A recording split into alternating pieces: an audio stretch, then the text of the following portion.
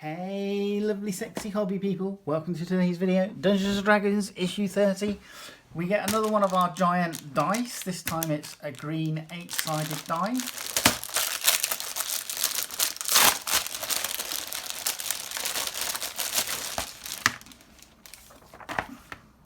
Let's pop that over there. And blade wielding bards, word power and fight rivals. This one hasn't been punched out properly. Let's see if we can. No, I don't think we're going to be able to do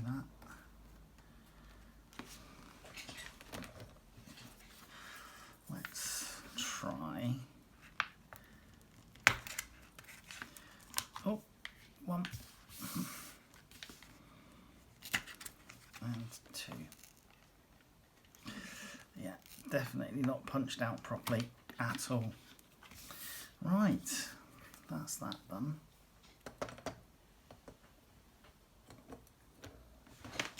Right, let's try again, shall we?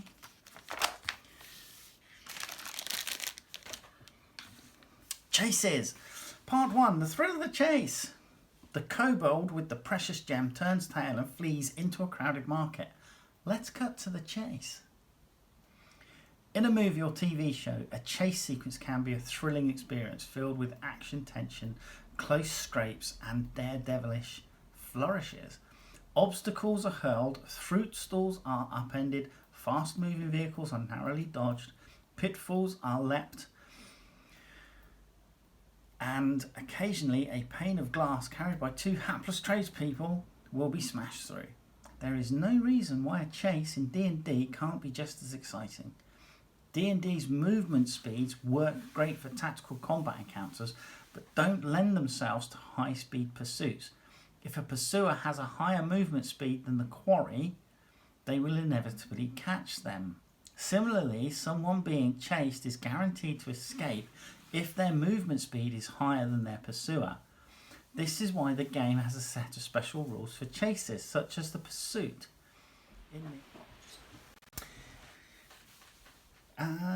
Here's how these rules break down. So, determine the participants, roll initiative, determine starting distance, begin the chase. On your turn, other actions and dashing, escape, and quit or continue. So we had to chase down some skeletons and some wraiths, etc. in a cave system, and the wraith was always getting ahead of us, always. It's a bit annoying. Determine participants. Any chase requires two types of participants, quarry and pursuer. There can be multiple numbers of each. Roll initiative. When a chase starts, anyone who isn't already in initiative order should roll initiative. Once the chase is on, each participant takes an action and moves as in combat on their turn. 3. Determining starting distance. The starting distance between quarry and pursuers is determined by measuring how far the lead pursuer is to the quarry. That's furthest behind. This distance will likely change from round to round. All quarries and all pursuers take turns in initiative. Just like in combat, everyone in initiative can move, use an action, bonus action, and a reaction. On your turn, you probably want to move your full speed towards your quarry or away from your pursuer, then take an action. Most participants will focus on taking the dash action to maximize their movement turn. However, this action can't be taken indefinitely in a chase situation, and a participant can only use it without consequences a number of times equal to 3 plus their constitution modifier. So that's interesting. So that's handy that the dash is limited. After this, they will need to take a DC 10 Constitution save at the end of a turn in which they dash and suffer a level of exhaustion if they fail the save. If they reach exhaustion level 5, they collapse out of the chase. Other actions than dashing. Of course, there are other useful actions participants can take, such as attacking or casting a spell, jump or long strider on their own team. Sorry, casting a spell, jump or long strider on their own team, or entangle or grease on the other, for example. Okay, so we can cast jump or long strider to help us catch up, or we can cast spells that are designed to limit their mobility, such as grease or vines, on the people we're chasing. Use non-dash actions wisely, lest you fall behind. Speaking of attacks, participants can't make opportunity attacks against each other, as they're usually all moving in the same direction at the same time, but non-participants can make opportunity attacks on passing pursuers or quarry, such as guards trying to apprehend those involved. Check for escape. A chase is over when the quarry is caught, when either side drops out, or when the quarry escapes. Assuming neither side quits at the end of each round, quarry must make a dexterity stealth check. This result is compared with the highest passive wisdom perception score of the pursuers. If the quarry is still in the lead, pursuer's sight, the check automatically fails. Certain escape factors can affect the check, giving the quarry advantage or disadvantage. We'll explore these in the chase part 3. Quit or continue. If a quarry fails the check, the chase continues. If they succeed, they escape. But this does not necessarily mean they've outrun the pursuers. They might have ducked into a handy nook or melted into a crowd. And of course, if other quarry has failed the check, return to the top of initiative and the pursuit continues. Complications. Chases don't need to be straightforward. Use a complications table to place extra obstacles in the way of adventurers. Okay, so wilderness chase. You've got D20 rolling chart. So 11 to 20, there's no complication for both of these charts. Looks like one of them gives you a swarm of insects. Urban chase complications. A large obstacle such as a horse or cart blocks your way. Crowd blocks your way. Large stained glass window or similar barrier blocks your path. A maze of barrels creates or similar obstacle stands in your way. The ground beneath your feet is slippery with rain, spilled oil or some other liquid. You come upon a pack of dogs fighting over food. Make a DC 10 dexterity acrobatics check to get through the pack unimpeded. You run into a brawl in progress. A beggar blocks your way. An overzealous guard mistakes you for someone else. You are forced to make a sharp turn to avoid colliding with something impassable. And then in the wilderness, your path takes you through a rough patch of brush. Uneven ground threatens to slow your progress. You run through a swarm of insects, that's the stat block there. A stream, ravine or rock bed blocks your path. Make a DC 10 Constitution saving throw. On a failed save, you are blinded by blowing sand, dirt, ash, snow or pollen until the end of your turn. While blinded in this way, your speed is halved. A sudden drop catches you by surprise. A blunder into a hunter's snare. You are caught in a stampede of spooked animals. Your path takes you near a patch of razor wire. Sorry, not razor wire, razor vine. A creature indigenous to the area chases after you. Excellent. And then wrapping up the chase. From creating your own maps to dealing with characters splitting up, here are some final thoughts on the art of chases. Map chases. You'd chart out a dungeon, so why not do the same with a chase?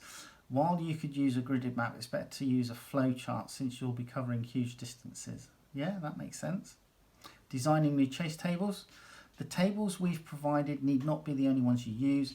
In fact, they may not suit your chosen setting at all. So why not create your own bespoke chase table?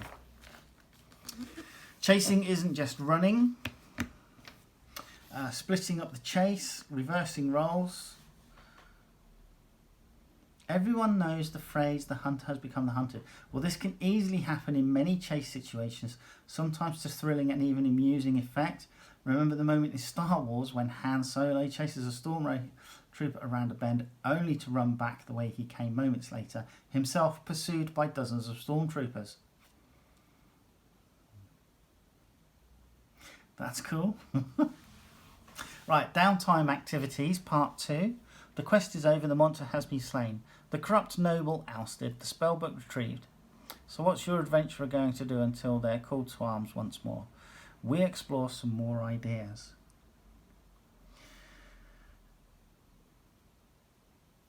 So, DM tip. Downtime activities can be resolved in a few dice rolls or take up a whole session. When summing up the exploits of each character, think of it as a montage scene in a movie and maybe describe it as such.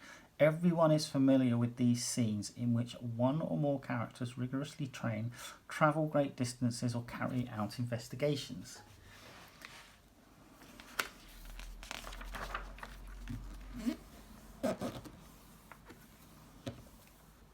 Rivals, crime, pit fighting.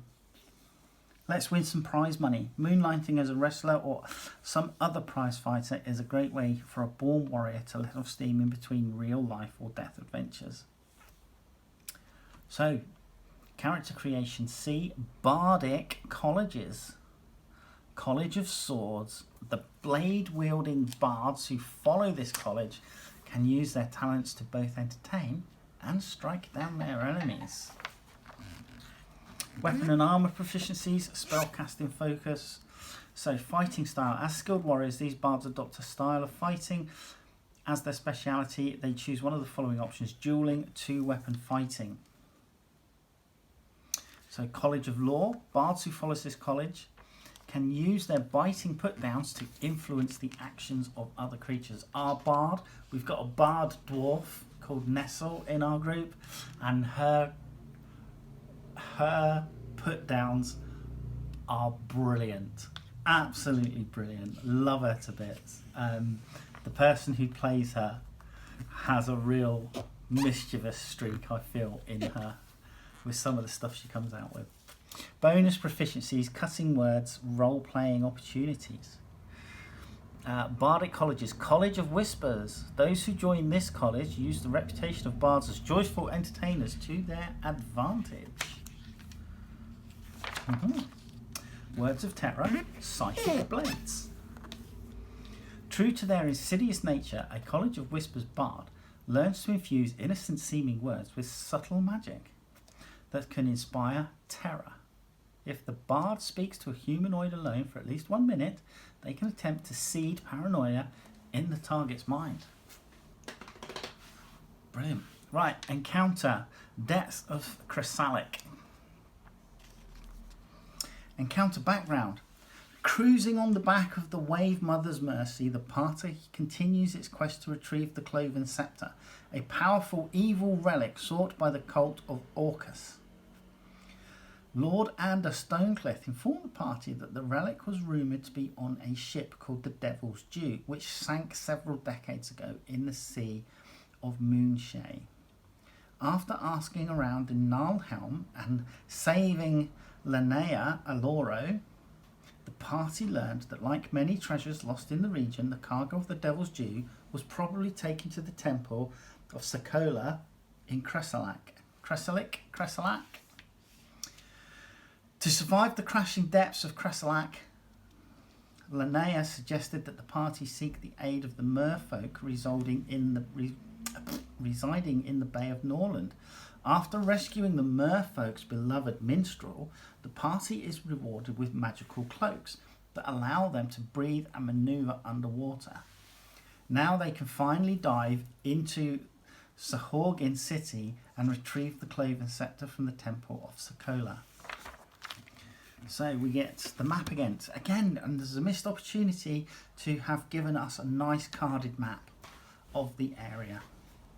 Beginning the encounter. After 3 days of sailing, the ship cruises past the northern coast of Omen's Isle and approaches Chrysallic.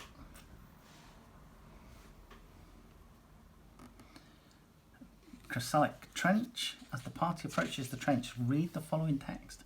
Seabed drops away into a fathomless abyss. Faint green light emanates from hundreds of feet below. You swim downwards some 200 feet and are enveloped in the green glow. Rope-thick bull kelp, all shining with sickly green light, covers the walls of caves. Vast schools of deep fish swim through, entering one cave mouth and popping out another. About 50 feet below you, the caves turn into carved hovels, supported on the shelves of the trench within them. Instead of fish are shark-skinned creatures, the Sahorgin. Further below, you see the vague silhouette of a colossal shark-shaped monument built into the wall of the cave. Wow. Oh, piranha fish. So they've got a navigation table here.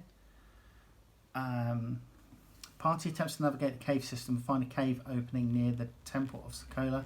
To navigate the caves, the party designates one adventurer to take the lead. The leader then makes a wisdom survival check for every hour the party spends exploring the caves. Consult the cave navigation table based on the total rolled to determine what happens in that hour.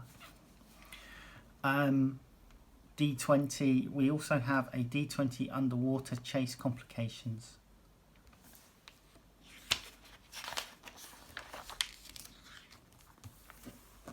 So, chase developments, we have a Sahorgin here. Their stat block is here, but we have a Hunter Shark stat block as well. And then we have Sahorgin Coral Smasher. Armor class 14, natural armor. So he is the boss fight. Blood Frenzy, limited amphibiousness, shark telepathy, and siege monster. Ooh. Right, come down. Let's have a look at our D8. Giant D8. We actually get another pouch with this. I don't think we got one with our blue. I don't know, we didn't get one with the blue, I don't think. Yeah, I can't remember, to be honest. But we get a green coloured pouch this time round. And there's our giant D8. 4, 1, 5, 1, 8, 4, 4, 7. I mean, it's not like it's going to roll really well at this size. But here are our other giant dice that we've had so far. Obviously our D20 and our D10.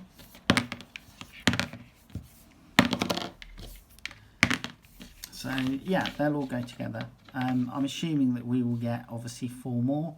We'll get our D4, D6, D12 and 100 percentile dice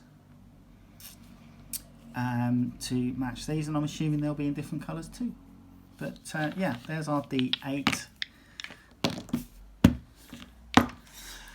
Hope you enjoyed that, and hopefully you will come back and see me in the next video. Alright, take care. Bye bye.